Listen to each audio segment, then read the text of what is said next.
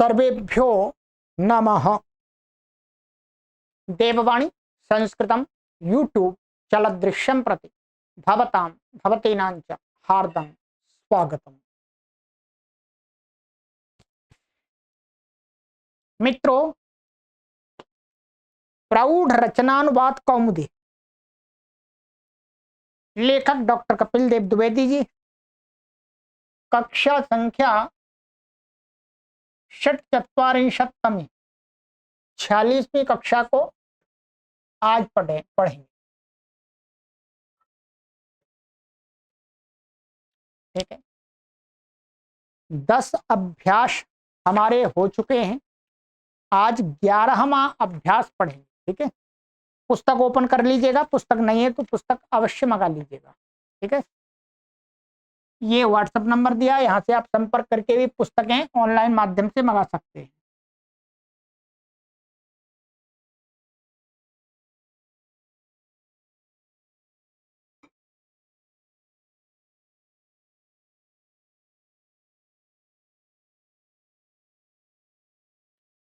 एकादशः अभ्यासः। अभी तक हमने आपको 10 अभ्यासों में 6 विभक्तियों के नियम पढ़ा दिए।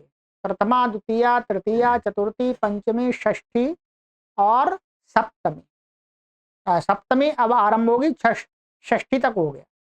आज से हमारा इस अभ्यास में सप्तमी के 2 अभ्यास हैं। ठीक है, फिर उसके बाद में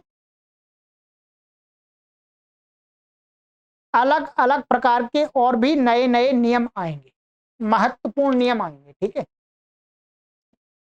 चलिएगा तो पहले शब्दकोश पढ़ते हैं इसका।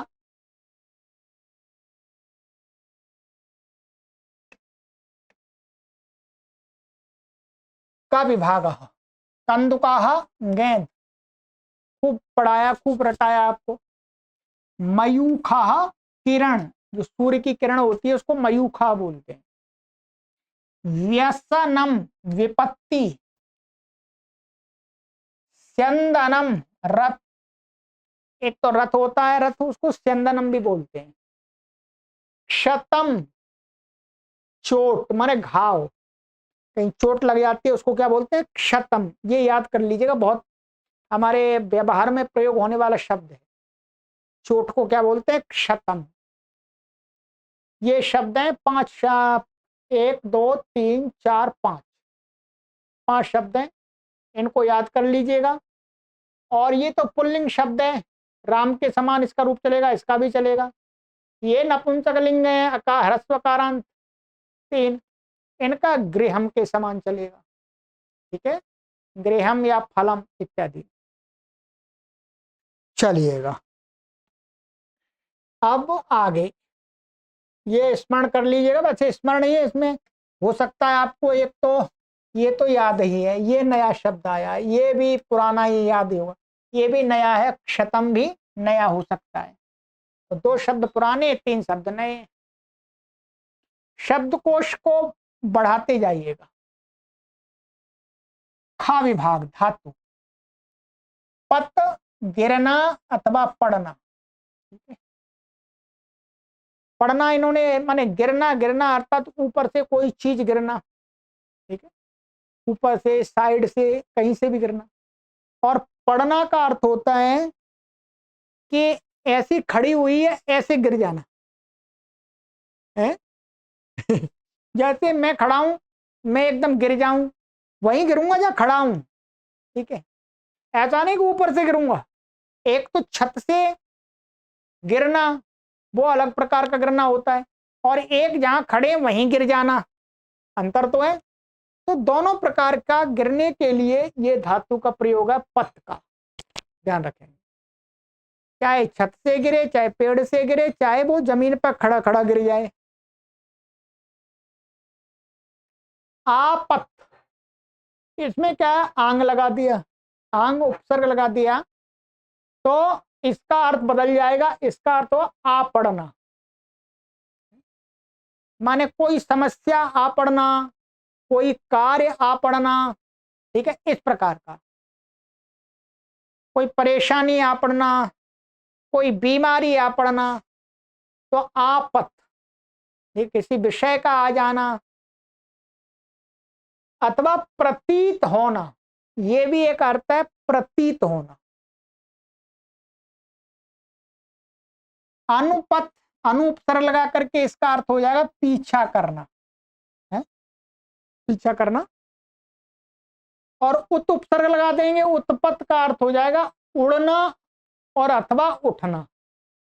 उड़ना माने ऊपर उड़ना, उठना माने नीचे, नीचे कहीं खड़ा है तो वहां से उठना, बैठा है उठना, ठीक। अथवा किसी क्षेत्र में उठना, विषय में उठना, विद्या में पढ़ाई में उठना, नौकरी में उठना, ये सब उठने में आएंगे। तो उत्पत, निपूर्वक पद से क्या अर्थ होता है, गिरना पड़ना, यही अर्थ हो गया इसका। तो पहला वाला ये है, ठीक है। प्रपूर्वक निपूर्वक पथ, तो ये न को अणी अणा हो जाता तो प्रणिपत।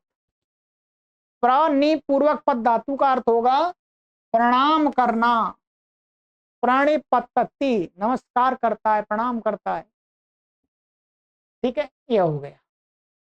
तो ये पत धातु के इतने अर्थ हो गए उपसर्गों के साथ में। ये एक तो आपको याद करना है अच्छी प्रकार। संस्कृत साहित्य में भरपूर प्रयोग है इन उपसर्ग पूर्वक पद धातु का, इन अर्थों में। अब दूसरी धातु आ रही है नम। नम धातु का अर्थ है प्रणाम करना अथवा झुकना। झुक जाना भी अर्थ है, प्रणाम करने अर्थ में भी झुकना ही होता है, अथवा पेड़ की डाली झुक जाना, अथवा कुछ झुक जाना, तो उसको भी नम अर्थ में आता है। और उत्पूर्वक नम, ये उत्पूर्वक है, वास्तव में क्या है, ये उत पूर्वक नम है। संधि से क्या हो गया, ता को न हो गया, तो उन्नम लिख दिया, उन्नम। तो उन्नम का अर्थ हो जाएगा उठना, ठीक है। उन्नति करते हैं, उन्नति, उन्नति में उठना ही होता है अर्थ।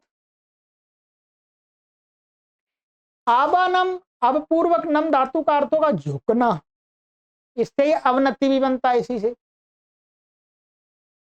और अवनामाय, ध्यान रखेंगे यहां पर थोड़ा अंतर है। ये क्या है, अवनामाय, ये धातु है।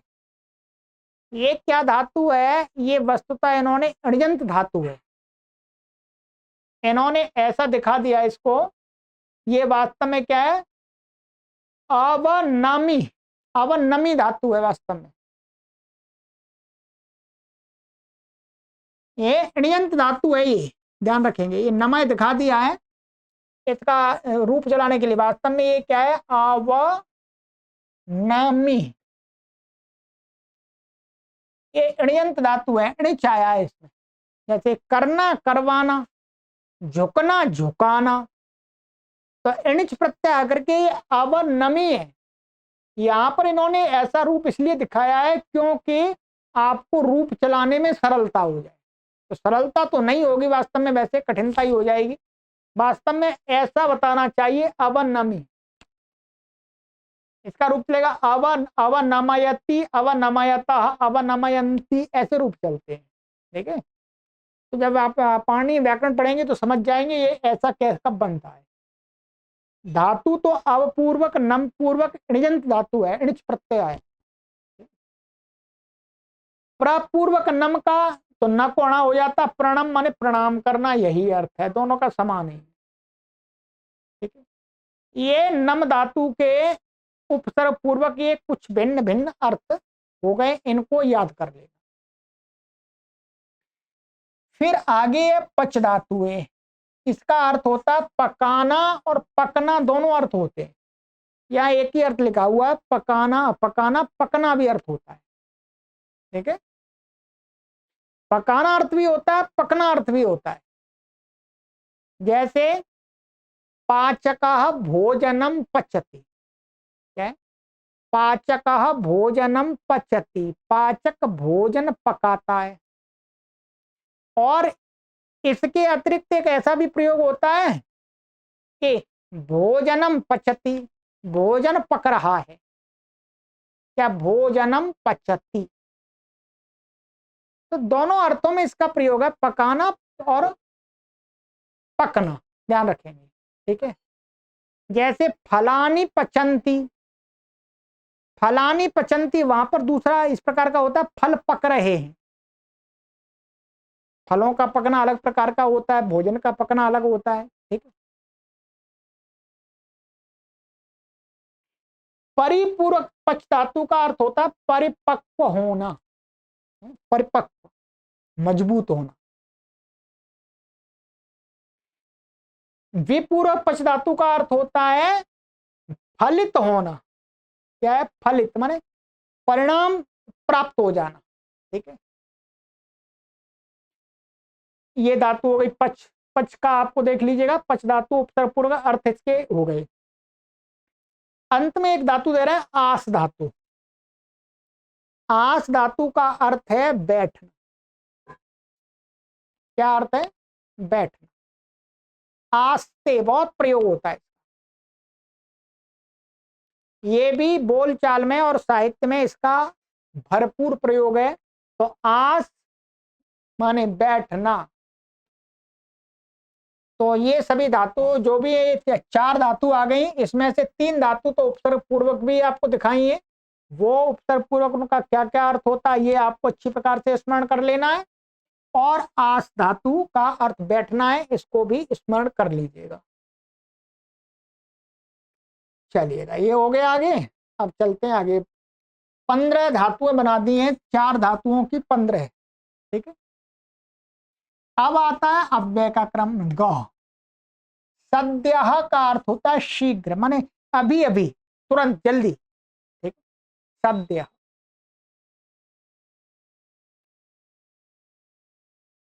मुहुः माने बार बार, बार बार। ठीक है, रिपीटेशन। तो मुहुः। अभीक्षणम का अर्थ होता है बार बार अथवा निरंतर, दो अर्थ होता है अभीक्षणम।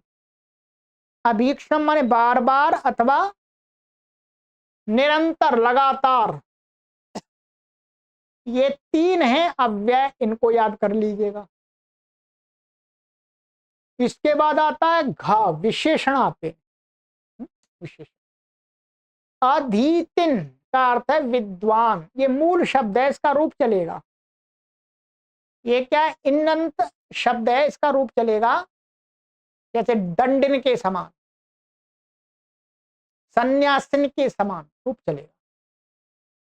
गृहीतिन माने सीखने वाला। ठीक, ये क्या है? ध्यान रखेंगे, इसका तीनों लिंगों में रूप चलेगा।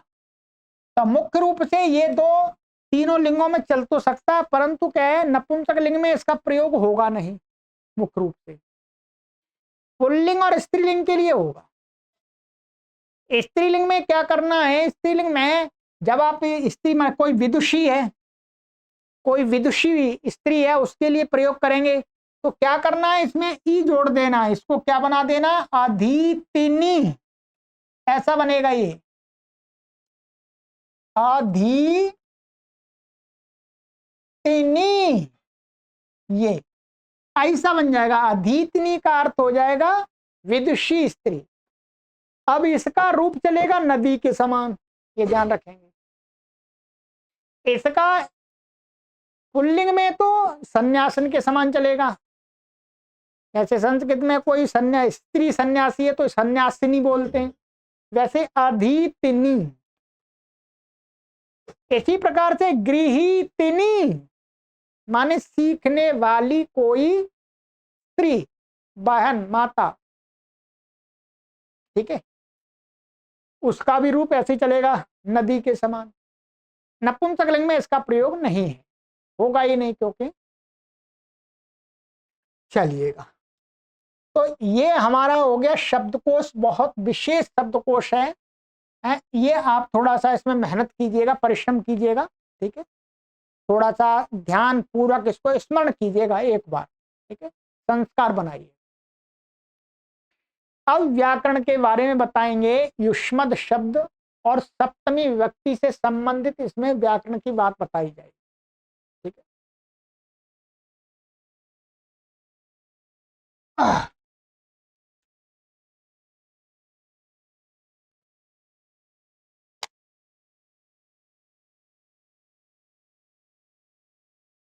Number 1,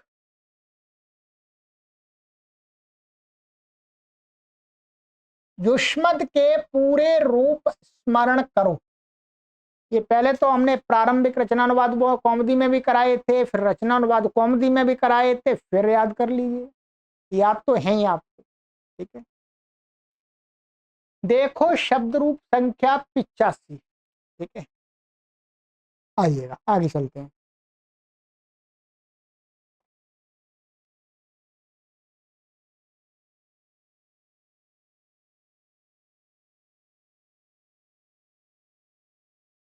page number 138, 138 page number है, आप निकाल लीजिए। ये ध्यान रखेंगे, इसका जो रूप चलेगा वो तीनों लिंगों में एक ही होता है, इसका अलग अलग नहीं होता, ध्यान रखेंगे। तीनों लिंगों में एक ही होगा, जैसे सर्व का तीनों लिंगों में अलग अलग था, अदस का भी अलग अलग था, तद का भी अलग अलग। उसी प्रकार से ये क्या है, सर्वनाम है, परंतु इसका रूप एक समान ही चलेगा, ये ध्यान रखेंगे।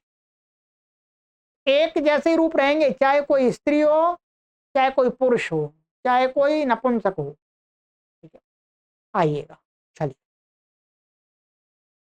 ये ध्यान रखेंगे, इसके द्वितीय विभक्ति में, चतुर्थी विभक्ति में और षष्ठी विभक्ति में दो दो रूप बनते हैं, उनमें से कोई भी हम प्रयोग कर सकते हैं। आइएगा, प्रथमा विभक्ति त्वम युवाम यूयम। द्वितीया विभक्ति त्वाम युवाम युष्मान। त्वा वाम वह, ये दूसरा रूप हो गया। तृतीया विभक्ति त्वया युवाभ्याम युष्माभिः। चतुर्थी विभक्ति तुभ्यम युवाभ्याम युष्मभ्यम। फिर इसका दूसरा रूप बनता है इसमें ते वाम वह। पंचमी विभक्ति त्वत् युवाभ्याम युष्मत्।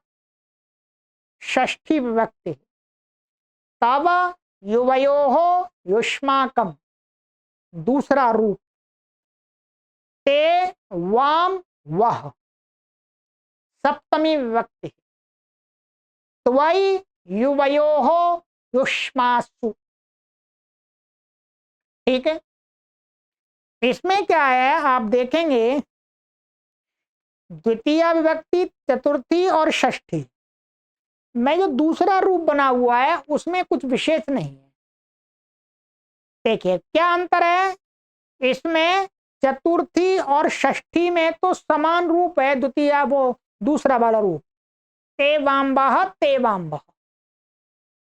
और द्वितीय विभक्ति में भी क्या है, एक वचन को छोड़ करके द्विवचन और बहुवचन का भी समान है, केवल वो अलग है त्वा, एक वचन में त्वा है, बाकी तो वाम वह, जैसे षष्ठी में चतुर्थी में वैसा ही वहां पर है।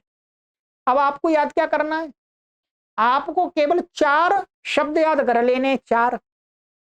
एक तो त्वा कर लिया, और वाम वह और ते, बन गई बात, तो बन जाएंगे, आपको कुछ याद करने की आवश्यकता नहीं है दूसरे रूपों के। 4 शब्द ये तो त्वा वाम वह ते वाम वह ते वाम वह। ठीक है, चलिए पुस्तक है, लिखने की आवश्यकता नहीं है। अब ये हो गया आपका, तो ये आपको स्मरण कर लेने अच्छी प्रकार से, यदि याद नहीं है तो याद कर लीजिएगा, अभ्यास करिएगा। अब आगे इन्होंने दिया है पत धातु, नम धातु, पच, सोपसर्ग के अर्थों तथा रूपों को स्मरण करो। एक तो पत और नम और पच, इन धातु के अर्थ, और ये सोपसर्ग माने उपसर्ग पूर्वक, इनका क्या क्या अर्थ होता है ये याद करना है। दूसरा, इनके रूपों को स्मरण करना है आपको, रूप तो चलाने पड़ेंगे। ठीक है, तो आज की कक्षा में मैं केवल आपको इसके रूप चलाऊंगा, ये पद धातु के। फिर कक्षा बड़ी हो जाएगी, आपको अधिक कार्य हो जाएगा, अधिक कार्य नहीं दूंगा आपको, पद धातु का रूप याद कराऊंगा आपको। ठीक है, इसका आप अभ्यास कीजिएगा। चलिएगा पीछे देखिएगा, लिखा हुआ है धातु रूप 13 लिखा हुआ है और 12 लिखा हुआ है, तो इसी में से किसी पर होगा ये। अच्छा, इन्होंने पत का तो दिया ही नहीं है, नम का और पच का दिया है। अभी पत का बता देखते हैं कहाँ है। पत,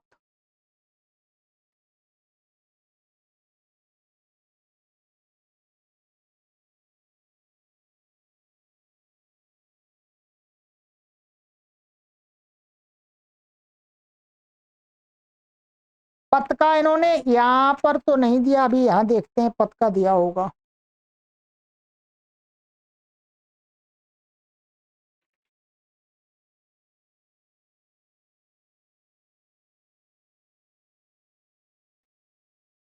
चलिएगा, यहाँ दिया है जो पीछे, जो जहाँ पर एक एक लकार का एक एक रूप देते हैं ना, यहाँ ये 238 पेज नंबर पर आप देखिएगा, वहां है, बाकी दूसरी जगह ये नहीं है।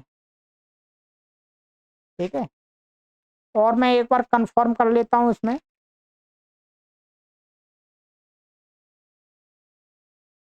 हाँ,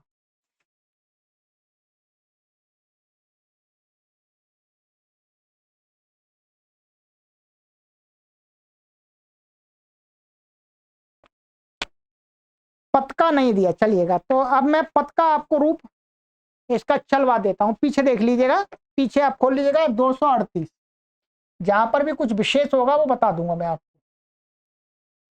क्या है पद, लट लकार,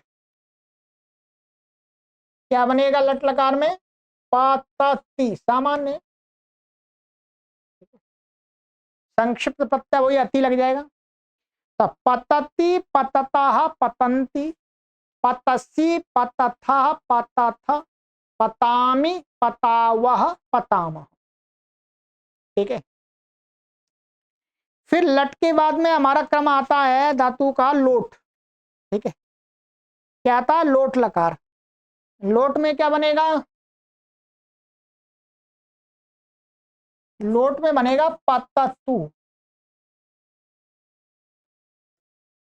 पततु पतताम पतंतु, पत्ता पततम पतत, पतानी पताव पताम।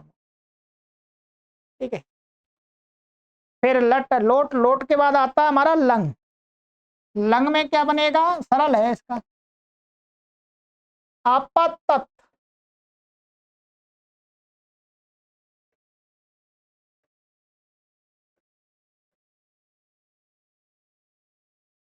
अपतत, अपतताम, अपतन, अपतः, अपततम, अपतत, अपत्ता, अपतम, अपताव, अपताम। ठीक है, लंग के बाद में विधिलिंग।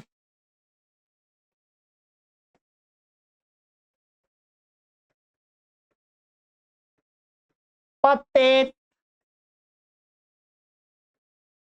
पतेत, पतेताम, पतेयुः, पतेः, पतेतम, पतेत, पतेयम, पतेयम, पतेव, पतेव। ठीक है, ये हो गया हमारा। अब आता है हमारा विधिलिंग के बाद में लिट लकार। क्या आता है जी, जैसा इसमें है, पीछे वाला क्रम तो अलग है, ध्यान रखेंगे, मैं इस जो पूरे रूप देते हैं उस क्रम से बता रहा हूं। लिट लकार आ गया, लिट लकार में इसका रूप होगा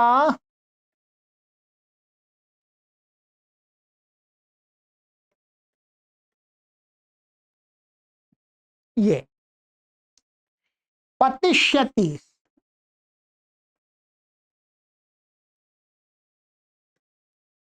पतिष्यति, पतिष्यता, पतिष्यन्ति, पतिष्यसि, पतिष्यथा, पतिष्यथ, पतिष्यामि, पतिष्यावः, पतिष्यामः। संक्षिप्त प्रत्यय आपको पहले बता दिए गए हैं, तो उसी के अनुसार आपको चला लेना है। लिट हो गया। फिर लिट के बाद में हमारा आता है लुट लकार। ठीक है, लुट लकार में इसका रूप बनेगा हमारा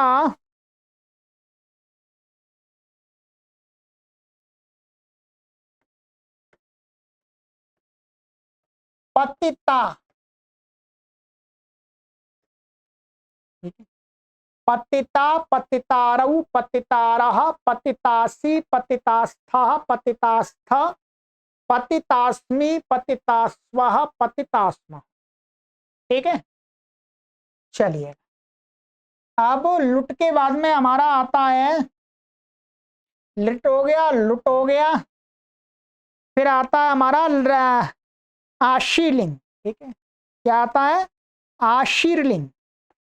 तो आशीर्लिंग में इसका हमारा बना है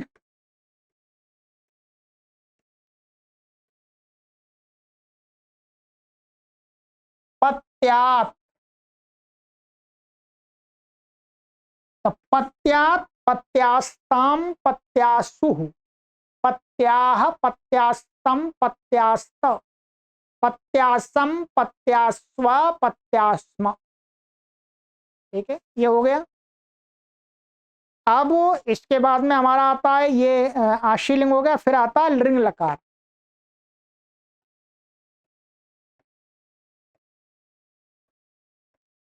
लृंग लकार। ठीक? लृंग लकार में इसका बनता है अपतिष्यत। सरल है, ऐसा ही बनेगा, यहाँ पर अ जुड़ जाएगा, ये हट जाएगा। अपतिष्यत, अपतिष्यत, अपतिष्यताम, अपतिष्यन, अपतिष्यः, अपतिष्यतम, अपतिष्यत, अपतिष्यम, अपतिष्याव, अपतिष्याम। ठीक है, आगे आ जाइएगा लिंग। लिंग के बाद में हमारा क्रम में आता है अब आएगा लिट लकार। लिट लकार में आपको मैं लिख देता हूं।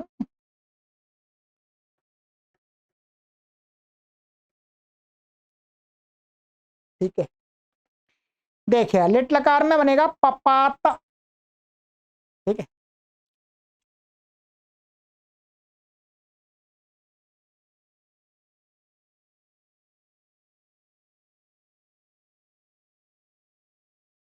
पपात,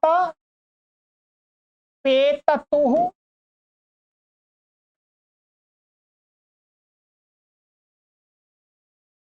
पेतुः। ये थोड़ा नया बनेगा। ठीक है, पेतुः, पप, पपतिथ,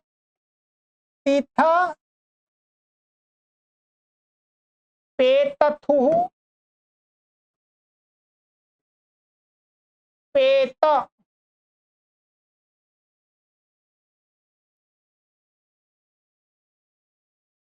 पपात। एक दूसरा और बनेगा इसका, पपत। ठीक है, पेतिव, पेतिम। ये रूप बनेगा जी। ठीक है, ये तो आपको कहीं इसमें पुस्तक में दिया नहीं है, पर ये तो पढ़ाने वाले को ही बताना पड़ेगा। ठीक है, पपात, पेततुः, पेतुः, पपतिथ, पेतथुः, पेत, पपात, पेतिव, पेतिम, पपत। और ये पपत एक इसका दूसरा ही बन जाता है। ठीक है, तो ये इसके रूप बन गए हमारे।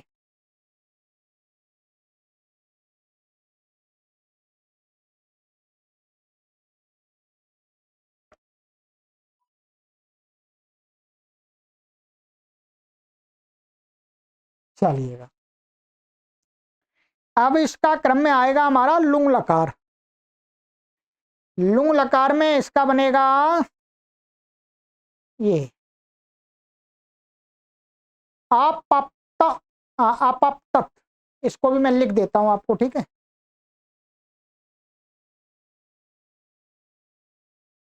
लुंग लकार।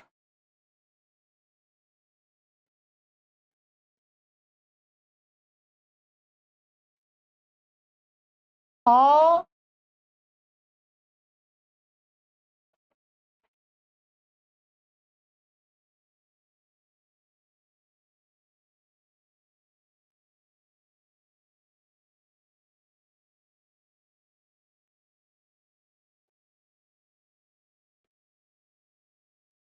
तो इसका रूप मैं बता देता हूं, अपप्तत ऐसा बनेगा इसका। ठीक है, ये अपप्तत इसका थोड़ा अलग प्रकार से चलता है, इसमें व्याकरण के सूत्र लगते हैं। ठीक है, तो अपप्तत, अपप्तताम,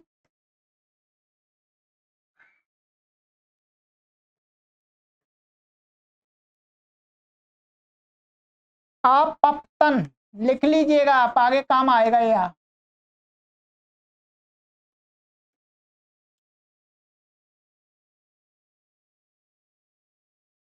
अपप्तः,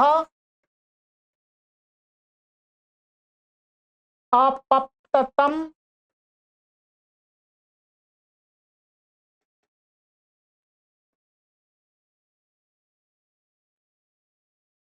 अपप्तत,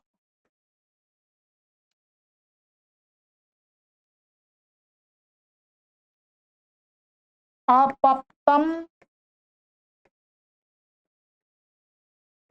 अपप्ताव,